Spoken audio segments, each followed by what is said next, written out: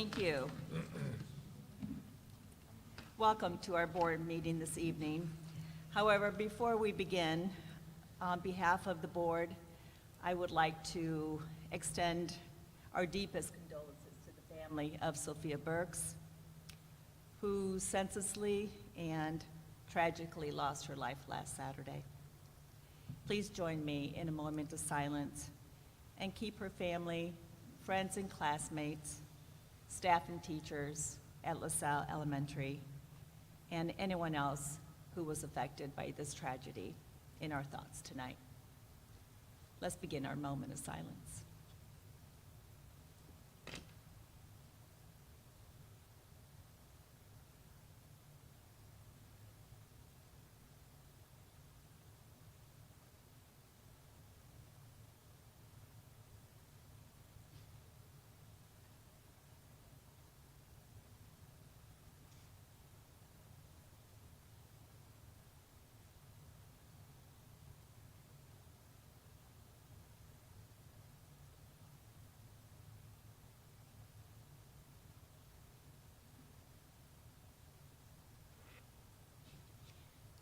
Thank you so much.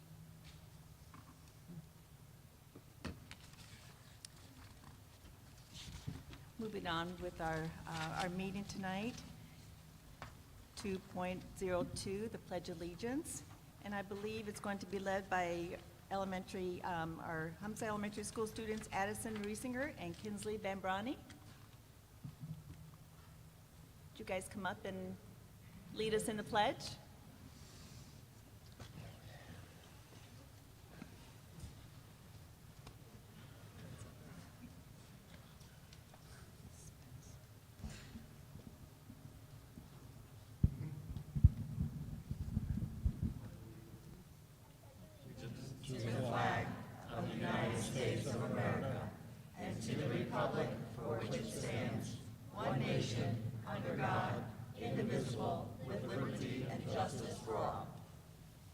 Thank you, girls.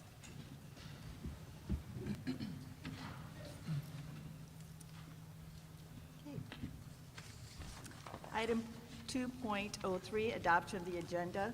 It is recommended that the agenda for the February 11, 2026 regular meeting of the Board of School Trustees be adopted as presented. Move for a motion. Second. All in favor say aye. Aye. Any opposed, same sign. Motion carries. Thank you. 3.01, Humsa Elementary School presentation. Mr. Yogi.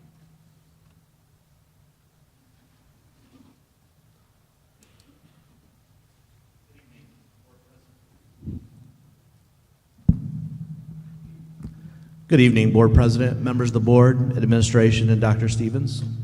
It's our privilege to stand before you tonight to honor members of our staff and student body. To our teachers, you are the heartbeat of our classrooms. To our guests and parents, thank you for being partners in this journey. And to our students, you are quite simply the reason we are all here. You inspire our teachers to want to be great and help you be successful at school, in our community, and in our society. Tonight, we have the distinct pleasure of celebrating student excellence. While our classrooms are hubs of daily growth, the three groups we are highlighting this evening have gone above and beyond, representing the very best of our school's academic spirit. Today, we'll honor students who show us they are more than a data point or percentage on a test. We highlight students who take what we do in the classroom and apply it to the best of their ability outside of the classroom. So first off, I'd like to call up our Spell Bowl team. So if our Spell Bowl team could please come forward.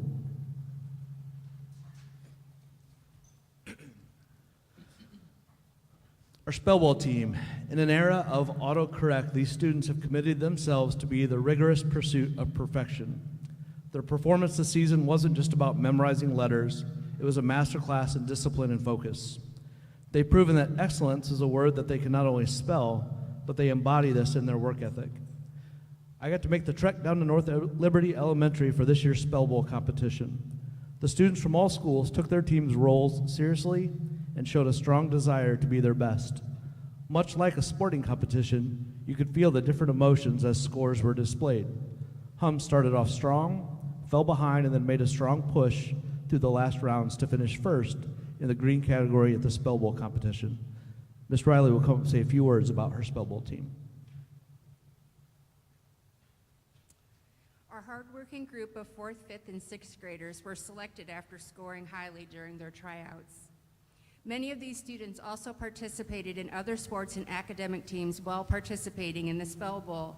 We met twice a week to work on our words, starting at the end of September all the way through the competition on the 17th, arriving early before school with no complaints.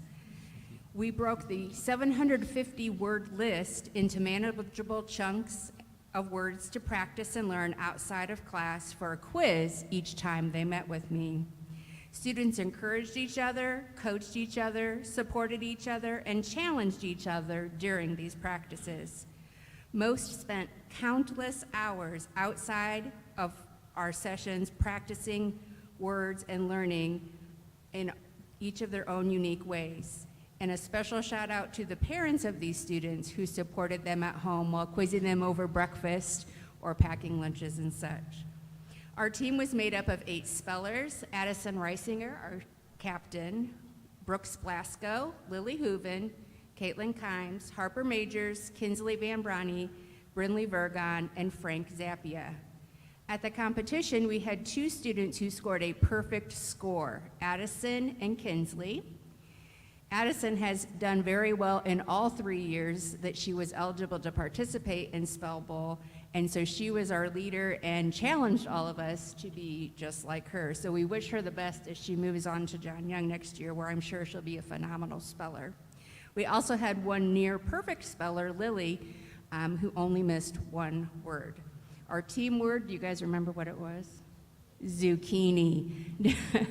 For whatever reason, that we latched onto that, and do you know, they never asked us that word at the competition. It was kind of sad. But anyways, we also want to take a quick moment to thank the Mishawaka Education Foundation for sponsoring our team with these really cool shirts that you only got if you made the team. So thank you so much for giving us this chance to celebrate them. Not only did we finish first that evening, but we came to school the next morning and got the report from the state that we finished 10th in the state. So we were pretty proud of ourselves for that.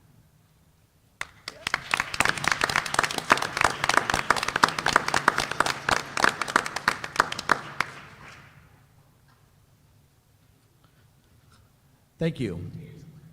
And next up, we turn to our Computer Science Club. This year, Mr. Mitchell started an intramural club for computer science. The students met 2 times a week, created a final project, and 1 team had the opportunity to present at the Indiana State House. Here's Mr. Mitchell to speak about his Computer Science Club.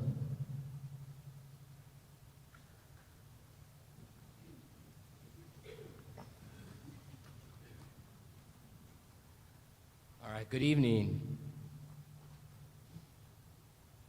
So this year, I decided to start a computer science club, and we kind of broke it up into sections throughout the year. Our first session was a program called CS for Good.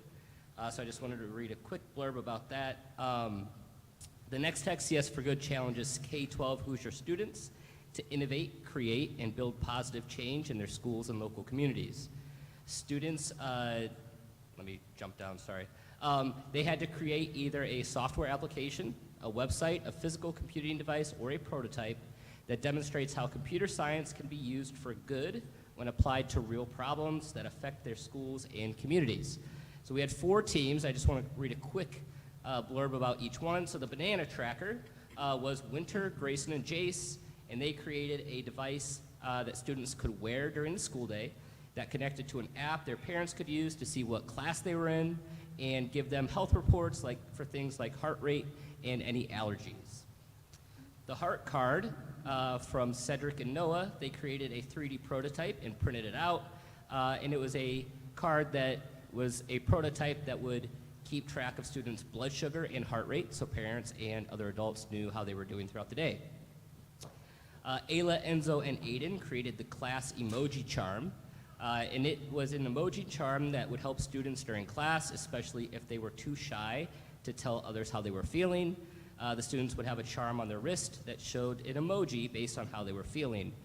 The 3 students created emojis on an LED matrix where they learned how to use Python coding to make the lights show the images. And then finally, our finalist that went to the State House in Indianapolis was the Giving Tree, and that was Arian, Cordelia, and Caitlin. And they created a project that was a prototype of an app that was making it easier for people to donate to local charities. Their app was designed to have a single location for users to go to in order to donate, rather than having to go to multiple websites or download multiple apps. So it was fun to see how much their ideas went from not really knowing what to do to having a physical product for most of them, and we're really proud of the work they put in.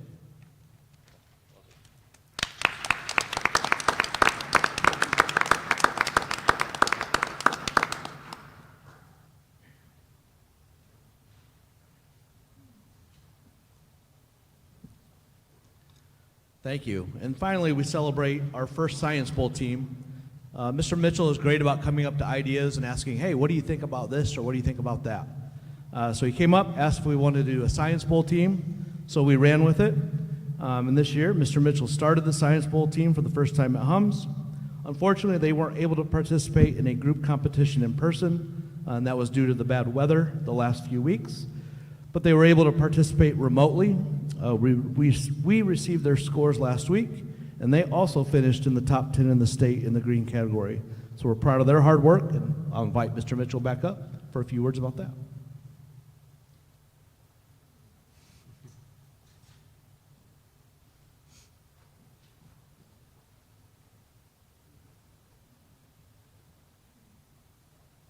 You'll notice that there are a few that overlap. A lot of these kids just want to be involved in whatever we have available, which is fun to see.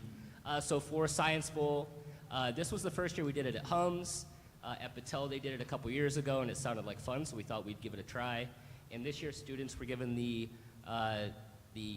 task of learning about the water cycle and all the terms that go with that, all the ways that water can be recycled and reused, and how it all works. They scored a perfect score in the experiment round and showed really strong scores in all the other rounds as well. So we're proud of them again, and look forward to what we have next year with these guys. So thank you.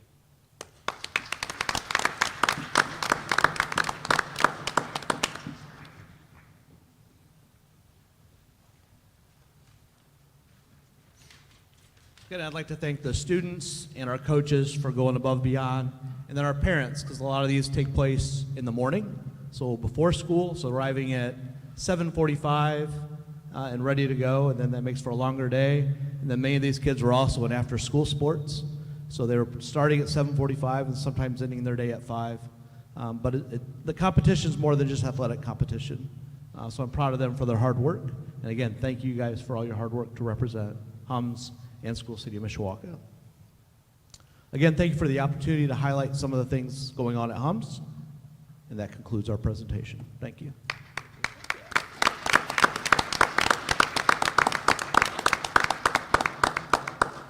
Thank you, Mr. Yohe and staff and students. It's always nice to have meetings at school where we can hear from you and your teachers and see all the new and exciting things that you're doing here at your school. So thank you.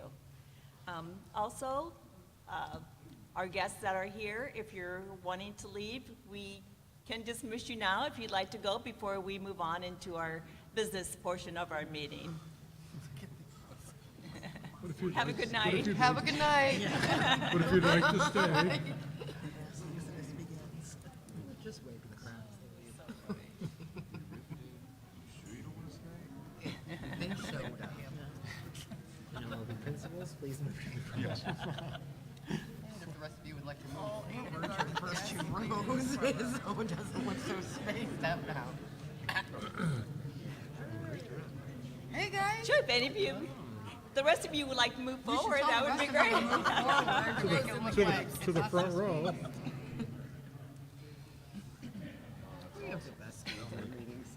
Hey, there you go. Yeah. All right, moving on then to item 4, comments and questions from the floor. 4.01, representative from the Mishawaka Parent Group. I believe we have none. 4.02, representatives of school employees. No one here. 4.03, representatives of the Mishawaka Education Foundation, and I believe we have Spence Walton here to speak to us.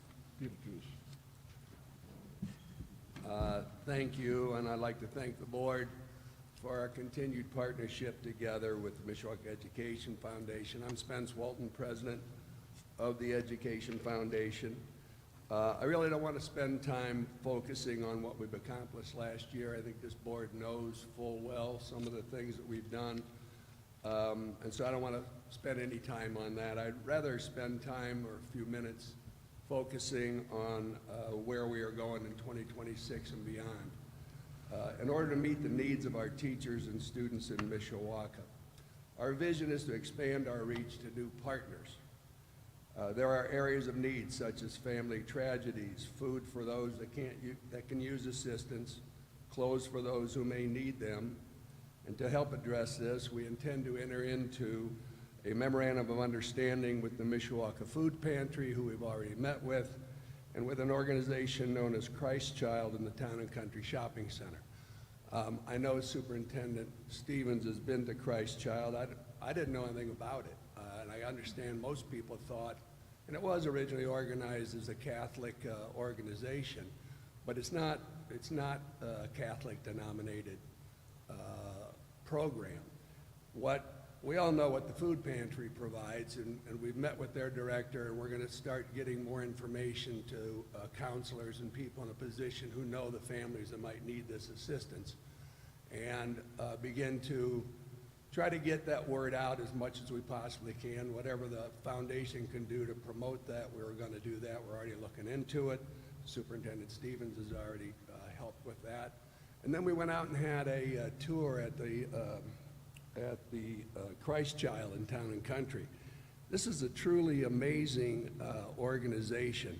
They will, again, address needs of families who need assistance, but what they try to do is they will provide a brand new 2 or 3 sets, complete sets of brand new clothing, not used. When kids go back to school and their parents can't afford to have nice things like other families can, you know, it gives a student a lot of pride to wear something new, not used, not from. They also have available well laundered and nice clothing that is used that families can also get 2 or 3 other outfits.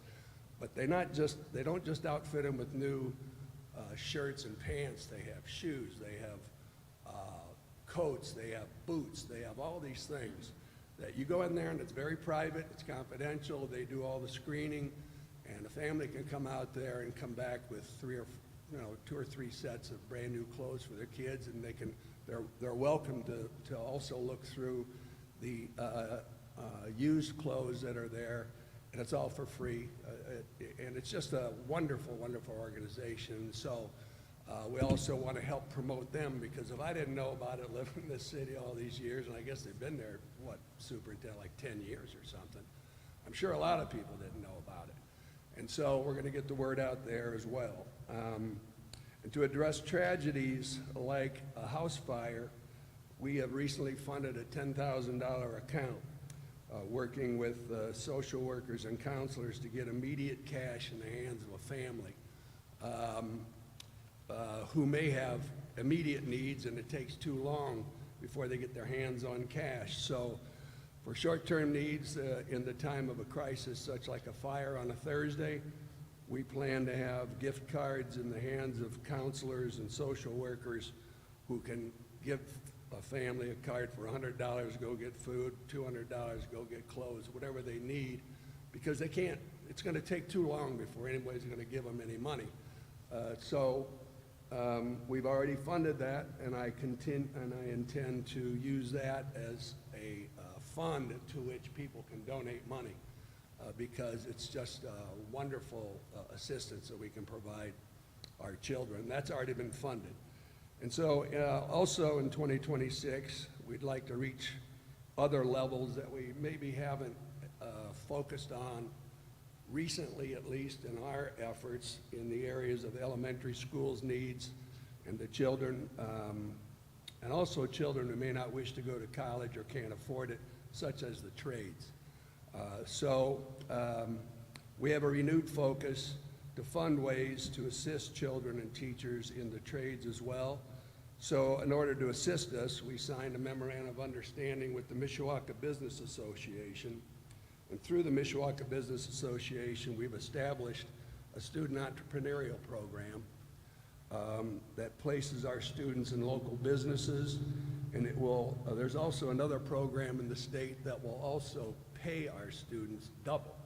So if you have a business out there that pays somebody $12 an hour through this state-funded program until they cut it off, who knows when that might happen, but they will match it so a student can get $30 an hour while they're experiencing this opportunity to learn how real businesses operate, to explore different industries or career paths, and to build leadership skills in the workplace, and also to meet graduation requirements. So we're excited about that. The program is in place, and I think set to start this fall.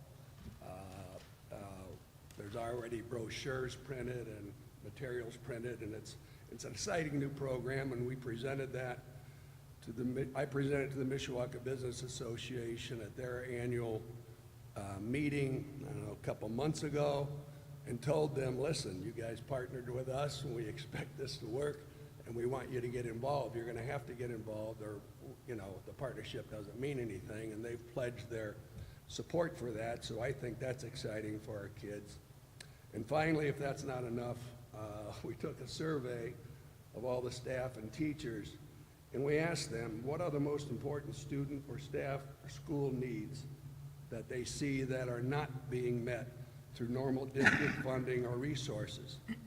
And after reviewing the responses,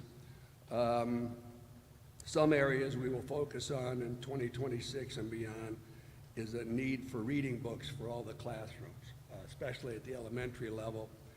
If I'm not mistaken, this had not been addressed by the foundation for over 15 or maybe even 20 years, where they, I wasn't here, but I think they organized some sort of library centrally at LaSalle School, but that hasn't been updated or been anything done with that for years.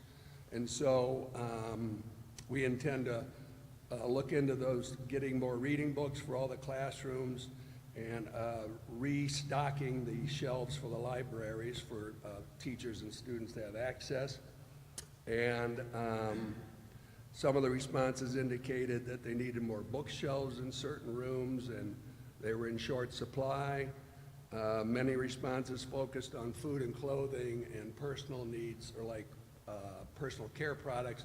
We've already addressed that with the Christ Child and with the Mishawaka Food Pantry, but there's other areas I know we can do to maybe create other funds for those types of things if a teacher or counselor thinks those might be needed by a family.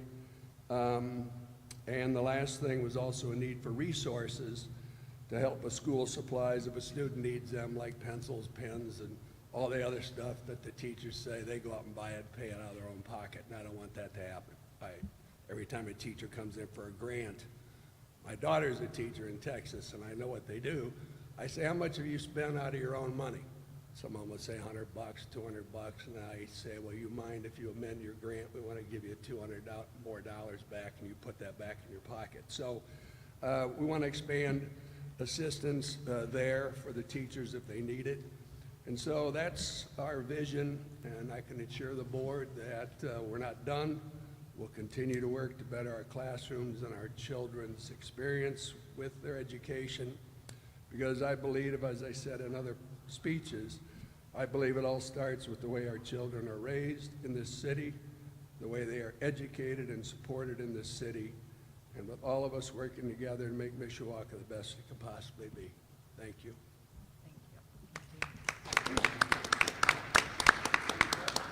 Anybody have any questions? Good. No, but I think, you know, we really are fortunate to have such a foundation that's so supportive of our teachers, our schools, our students. So thank you for that, Spence. Okay, moving on, 4.04, general public. And we have David Strawn, who signed up to speak tonight.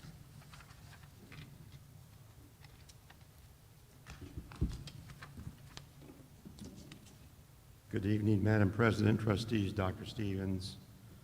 Ladies and gentlemen, my name is David Strawn. I reside and own real property at 305 George Street here in Mishawaka. I have no group affiliation. I have no children. I'm not an employee, retired annuitant, or a vendor of the school city of Mishawaka. Just a couple of items this evening. My first question this evening is, on February 2nd, 2026, was Spring ADM Count Day. What is the system-wide spring enrollment count for the 2026 school year for School City of Mishawaka? Next is item 8.02, approval of agreement to replace door access system and card readers. I was on steroids when I did this. I had 7 questions under here. Question 1, how many vendors were solicited?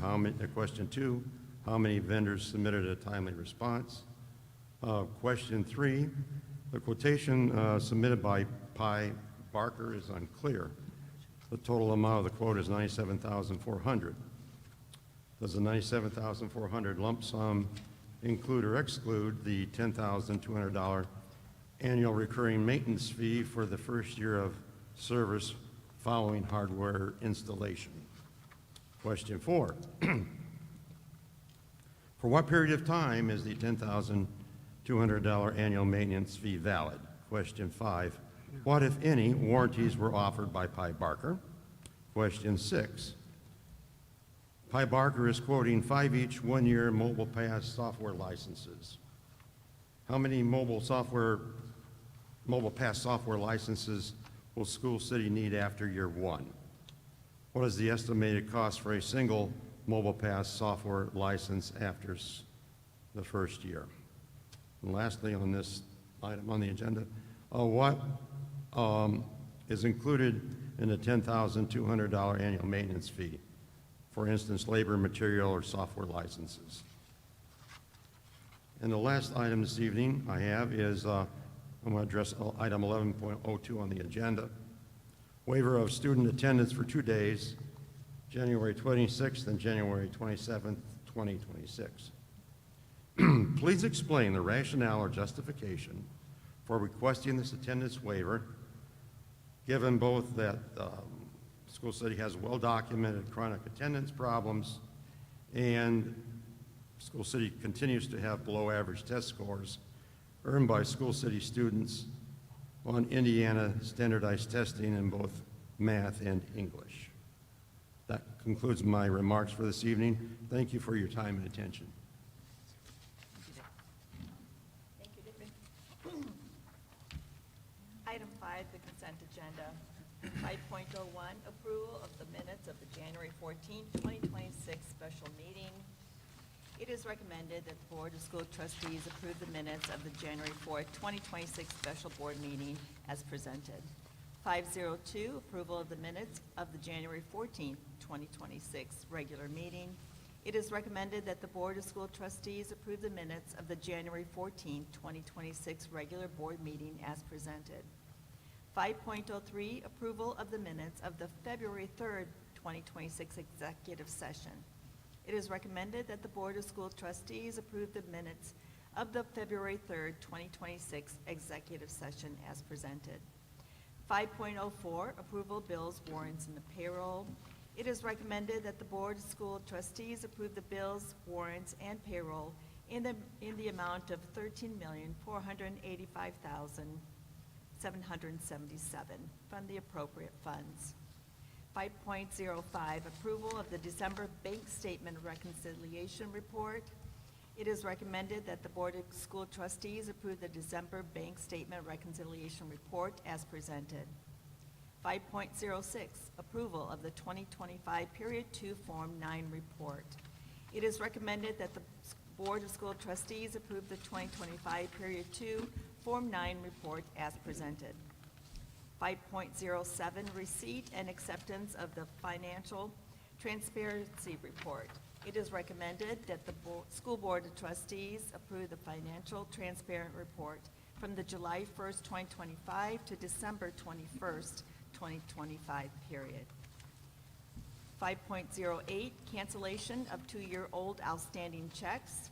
It is recommended that the outstanding and unpaid checks 2 or more years old as of December 31st, 2024, be canceled and the funds receipted into the appropriate accounts.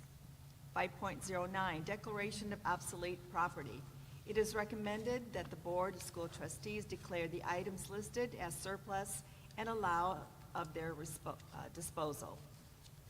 5.010, approval of donations. It is recommended that the Board of School Trustees approve the donations as presented.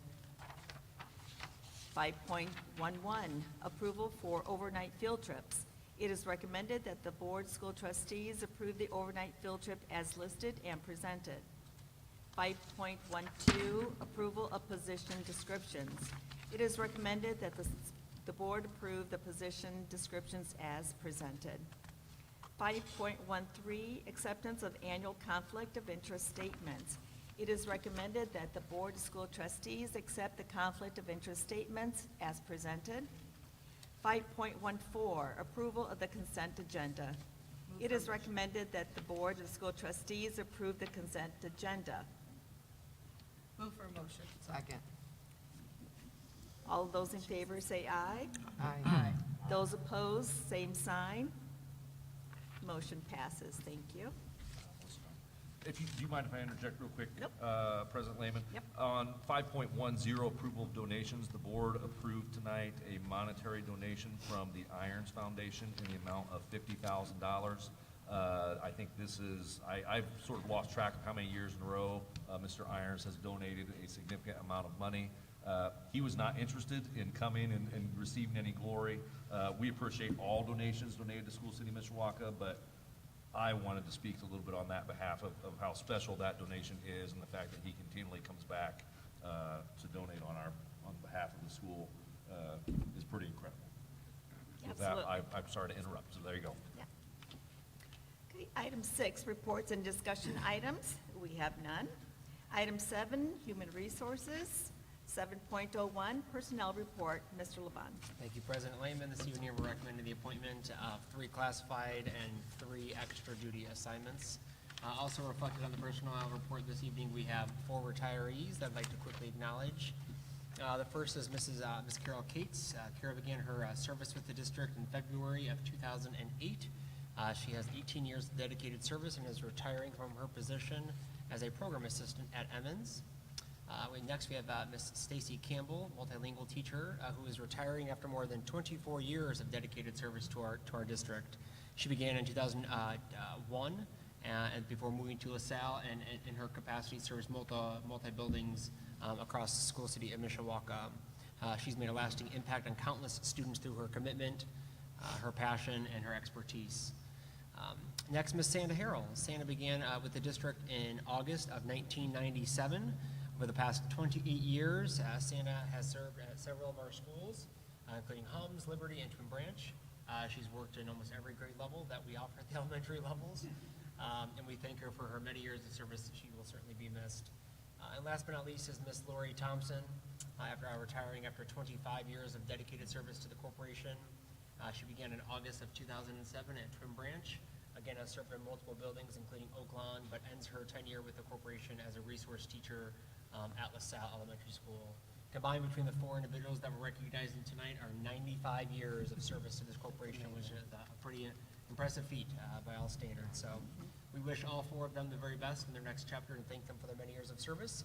Happy to answer any questions, but it's recommended the board approve the personnel report dated February 11th as presented.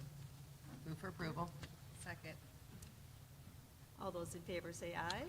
Aye. Aye. Any opposed, same sign. Thank you. Motion passes. 7.02, approval of employment with individual employees. Mr. Laban. Thank you, President Lehman. Pursuant to Indiana Code, it's recommended that the board approve employment with the individuals as listed in the administrative content. Move for approval. Second. It's been motion and second. All in favor say aye. Aye. Any opposed, same sign. Motion passes. Thank you. Item 8, curriculum instruction and technology. 8.01, recommendation to award Bid Internet and Wide Area Network Services, Mr. Modlin. Appreciate you hearing me out today and listening to this bid. We are recommending to approve the renewal of our internet and WAN through the E-rate program and Surf Internet, formerly known as M&W Telecom. We had a bid publication go out in December, and we received 2 responsive bids. This will be paid for through the E-rate program, which we are actually getting 90% reimbursement for due to our free and reduced lunch status updates this year. Also adding a part of this renewal is adding internet connectivity to the warehouse on Jefferson so we can have door access and cameras and provide internet service to the service providers there. With that, if there's any other questions? Madam Chairman, I would like to state a potential conflict of interest. Surf Internet is a customer of mine, but I still will be voting. With that, Second. We have a motion and a second. All those in favor say aye. Aye. Any opposed? Okay. Motion passes. Thank you.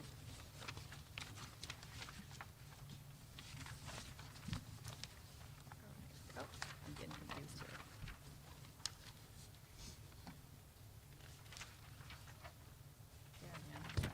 There, God. Sorry. 8.02, approval agreement to replace the door access system and card readers, Mr. Modlin. Thank you, President Lehman. We were recommending to approve the agreement to replace that door access system and the card readers. In January, the existing platform that we purchased in 2017 actually had a system-wide failure, and we were unable to recover that system, so we needed to look for a full system replacement. So we sought quotes for 4 different platforms that we evaluated. We looked at some cloud platforms. We looked at hosting some things on premises, which means that we would be the cloud essentially in our back room over there. We are looking at that cloud service over that 6-year term. It works out to be about the same, but we don't have to maintain that hardware. It's actually in the cloud, and so if there's a problem with it or anything needs to be refreshed or renewed on that, that would be maintained by that cloud service. Pi Barker came in at that lowest cost for the platform selected. The annual fees do cover the cost of maintaining that server that'll be in the cloud and all of our licensing, as well as that the question about the mobile licensing. We'll have 50 mobile licenses to allow us to actually use our cell phones to access the doors and give a little bit more flexibility in how we are actually authenticating to the door platform so it can open that up. So with that, I'd recommend that we approve that, or I'm happy to answer any questions about that as well. Move for approval. Second. It's been motion and second. All those in favor say aye. Aye. Any opposed, same sign. Motion passes. Thank you. Thank you. Number 9, business and operations. 9.01, investment report 2025, Mrs. Dutoy. Thank you, President Lehman. First, we'll go to the investment report. For 2025, we earned a total of $398,683.44. Most of those funds were earning 2.67 interest rate, except for the CD was at a 4.43%, but we only collected interest one time, as it's been running on a 7-month cycle, so it ran into July, and we didn't only collected one time. But that is what we earned for 2025. It was down from 2024, but 2024 did have 2 payments of interest on that CD. So I'm just asking for you to accept that report. Okay. Moving on to 9.02. Right. Modernization of accounts payable, move from paper checks to ACH, Mrs. Dutoy. Yes, as we look to conserve costs in any way that we can, we've been looking at moving to an ACH payment system for our accounts payable. It'll take a few months to bring it into place, but at this point, with postage going up constantly, it would at this point save us approximately $3,000 a year. And I just wondered what the board's thoughts would be on that. Does anybody have any questions? Okay. 9.03, discussion of Trust Indiana as an investment option for district reserve funds, Mrs. Dutoy. Yes, as we have, the Everwise has our CD for the 7.5 million. The rainy day is sitting there only earning 2.67%, and I don't want to deplete that fund completely, but I've been looking at Indiana Trust, and the advantage to them is if you give it to them, they'll invest it, but it's not locked in. If you need it, you can reach into it and use what you need without any penalty, unlike a CD. And right, when I looked the other day, they're at 3.526%. That's a good percentage. So I would like to at least put 1.5 million in that and let it grow with interest there. Very good. Item 10, policy updates. 10.01, second reading and approval of policies. Dr. Stevens. Thank you, President Lehman. I don't want to drop the microphone and have a huge faux pas here. Tonight, we have the second reading of the policies from Volume 38, Number 1, which appeared in September of 2025. I think I've pointed out that Board Member Mrs. Johnson was part of the presentation of these policies. I'm happy to entertain questions that the board may have on these, but these are largely highly recommended by our friends at Neola, who vet these annually, and highly recommend that we approve them as presented. Move for approval. Second. Okay, it's been motioned and seconded. All in favor, say aye. Aye. Any opposed, same sign. Okay, motion passes. Thank you. 11, superintendent's reports and action items. Dr. Stevens. Yeah, I was going 11. to ask the gentleman, you want me at the podium or do you want me here for this presentation? Or do you care, is it going to show up on the screen or do I need to click it over there? I can stay over there, that's fine. So this is 11.01, out-of-district enrollment recommendation for the 2026-2027 school year.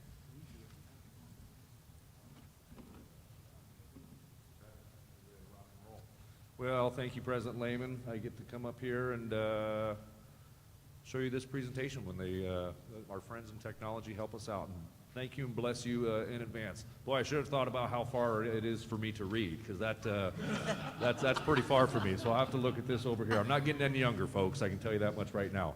What we're presenting to the board tonight is what we present to you annually, which is our out-of-district student transfer plan. So much of this will look very familiar to you. I will try to be quick, but not so quick that you don't have an opportunity to ask questions as you see fit. So the first thing is what really are you approving tonight? So the Indiana Code 2026-1132, the number of transfer students that we have the capacity to take, the dates in which we can take them, then we need to publish those dates with the Indiana Department of Education, and then of course we have to follow the state guidelines on what students we can take and how we can deny student attendance. So it also states that we must allow students to attend that have members of the same household attending and or has a parent or guardian that's an employee of school, City of Mishawaka, or excuse me, in this case, we're still talking law. So that's an employee of the school corporation. If the number of requests of the transfer into the district per grade level exceeds what our openings are, you then must have an equal opportunity for students to have those openings. And that's the lottery process, which part of the reason we are going to ask for our open enrollment time to be in the month of March is because we typically do not exceed the amount of openings we have at that time. And then a student that attended the school corporation within the previous year has the ability to attend in subsequent years pending that they have behaved appropriately and have not had to have their attendance rescinded for attendance reasons or behavioral reasons, which we're going to touch on here in just a moment as well. So a student may be denied for having 10 or more days of suspension, and we do deny for that. They may be denied for suspension that has caused physical injury, a suspension for drug or alcohol violations, or anything involving weapons are all reasons we can deny. And then the last piece, a student can be denied for having a history of excessive absences, which we can determine, and we've determined that number to be more than 10. So those are really the three main reasons that we can deny students for coming to school City of Mishawaka. So important dates that the board needs to consider tonight, and really sort of the dates that you're looking to approve. So tonight's February 11th, you're going to approve the numbers, hopefully, that I'm presenting to you. Tomorrow, February 12th, we will then post those to the Indiana Department of Education so that we've got that taken care of. Next week, we will make available the non-resident enrollment request and the numbers online, as well as transfer information for students. And then from March 1st to March 31st is really our window for out-of-district students to apply during that initial window. And again, historically, since I was at Mishawaka the first time and even now on the second time, we've never exceeded the numbers in that March window. In fact, we rarely come anywhere close in that March window of time. Then in April 16th, in-district transfers. We notify those folks of the decision regarding their request for the 26-27 school year. So what that is if you live in Battelle District, but you really love Mrs. Kozik over at Beeger, and you really want to go to Beeger, we let those folks know first. You are here. You're part of the family first. Those folks get first nod of that. April 30th, we then will let know all the out-of-district folks who put in that March window. Those folks will be notified. Yes, you're going to be accepted at school X, Y, or Z. Next, all new out-of-district registrations are all processed at the administration center. And of course, it's the parent responsibility to provide any enrollment documentation that we would need, though we do always call the schools where the student is transferring from to get that information as well. Oh, thank you for moving that up as well. Next, well, technology is great, but it's probably operator error, which is usually the case. There we go. So important dates beyond May. Additional out-of-district students will be accepted through the remainder of the 26 or 27 school year if openings are available at the grade level requested. So what that means is, let's just say for sake of argument here, we've got 20 openings in 5th grade, but we only filled 5 openings in March. That means we got 15 left over. So if we were to have 15 other kids want to come to transfer to Mishawaka in the summer months, in June, July, even into August, up to the September count date, we will take those students as we have room available. Next, we would then open up for second semester. If you remember last year, I think in years before, we would bring this presentation to you again in the fall months for the springtime. What we're trying to do today is bring it all to you in one fell swoop. So we would do the same thing if those numbers were available and we had space available from that October window all the way through January. We would accept them at the start of second semester all the way through January 22nd, because they then could count on our spring ADM roughly around February 1st, depending when that date starts. So important dates for this second semester. Sorry, I got ahead of myself. So we close up, but on October 10, we will approve non-resident enrollment to the website again. And then from November 1st to January 22nd, we will take kids for second semester. So you're approving tonight all in one fell swoop, first semester and second semester for the 26-27 school year. And then by January 31st of 2027, of course, those parents would be notified. The recommended class size, and this has stayed the same for quite some time, and a special shout out to our friends at the Education Association. We had a robust discussion on K-1 and maybe moving those targets up a little bit. I know Mr. Weber and I had a conversation as well. So those numbers will stay the same. Generally, we want kindergarten and first grade to stay at 22, grades 2 through 3 to stay at 24, and grades 4 through 6 to stay at 26 kids or 26 students per class in the elementary level. And so what this looks like in total, oh boy, there we go. Sort of throughout the grades, and this should look fairly familiar. In kindergarten, that's our largest number of new transfer students that we take by a substantial amount, and we typically have well north of 100 openings, and right now we believe we have the capacity to hold 120. Generally speaking, grades 1 through 6 are all about 20 apiece, and then grades 7 and 8, we have room, we believe, for about 10 apiece there. And then grades 9, 10, 11, I think we have 40, 30, and 20. We do not take seniors. I believe I saw Mr. Brew here. That is nothing new to him. And the reason for that is many times when seniors come to us and they're transferring in, they're often woefully behind in credits.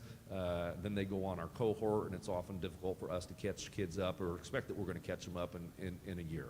I think we've got great staff at Mishawaka High School, but I don't know that they're miracle workers sometimes to get folks sort of over the goal line in that 11th hour as seniors. Oh, goodness. And then last but not least, the CAVE. We would be open for about 40 new students in CAVE. And talking with Mr. Turton, we look to probably lose that many students as seniors at the end of the year, so that would probably keep our CAVE capacity about at status quo.